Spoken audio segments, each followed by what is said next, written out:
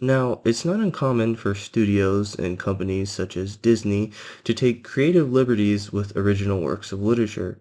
One example of this is Disney's Bambi.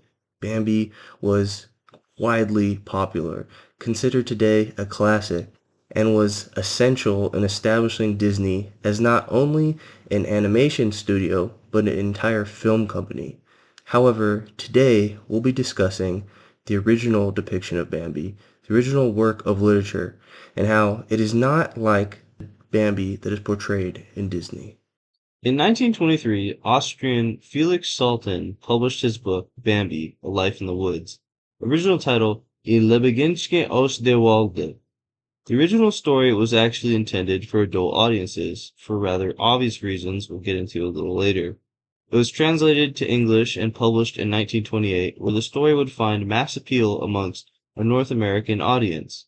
Disney, seeing the success of the novel, decided to make it their next big hit film and released Bambi in 1942.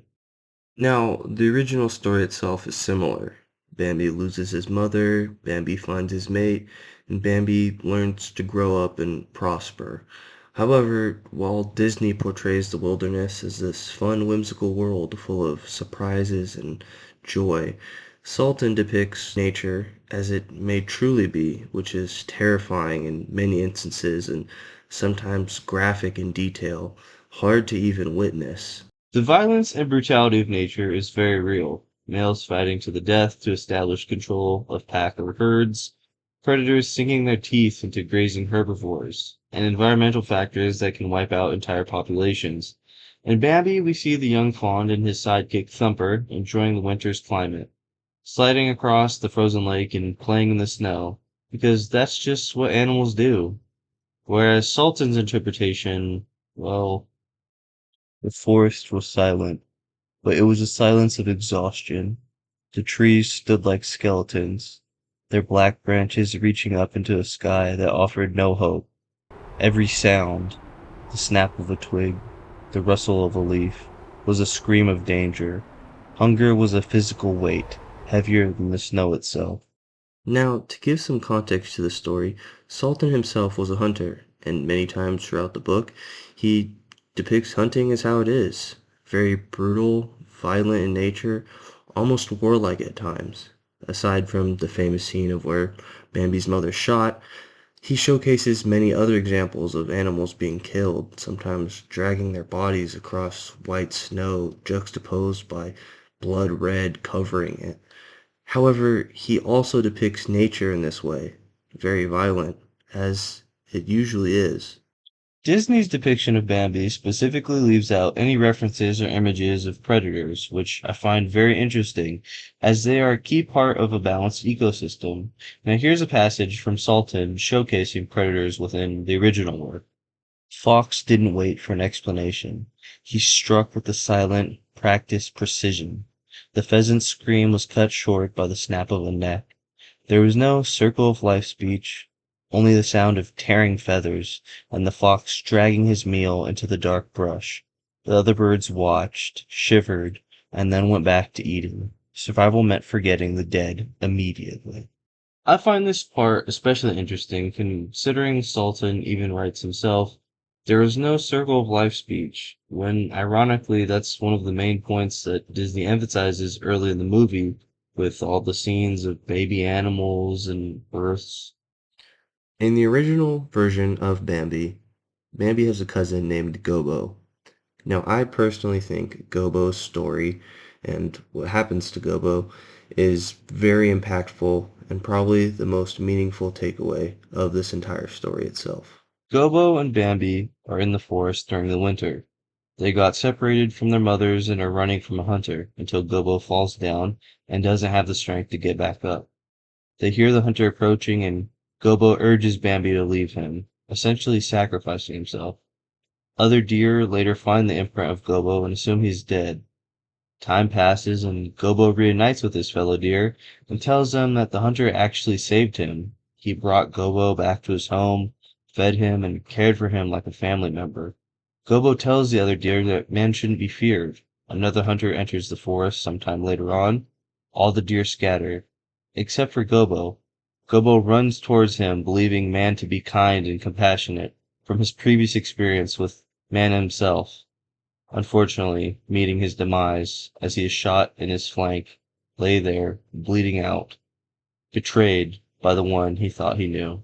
Gobo's story is important because it shows the way we perceive things shouldn't be black and white. While man does pose a constant threat to nature, not all men are enemies to the forest. But at the same time, not all men should be trusted, especially given the relationship the deer have to man and the hunters themselves. That brings me to my final point, and one I really think is worth touching on. That's the difference in endings between the film and the novel. In the end, Bambi lives up to being the prince he was supposed to be, proud, elegant, strong. He stands on the rock, looking over the forest, as his father once did, with Feline, his royal bride, who he grew up with, by his side. Happily ever after, like all great fairy tales and Disney movies do. At the end of the book, Bambi finds himself hiding in a thorny thicket as the hunter is in the forest again. As Bambi is hiding, he sees a much older Feline, aged by the harsh realities and stresses of the forest. Feline, fearing for her life, calls out to Bambi, who she hasn't seen for years.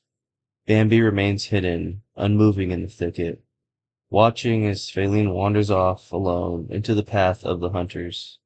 He has the power to save her, but he chooses the safety of the shadows over the risk of love.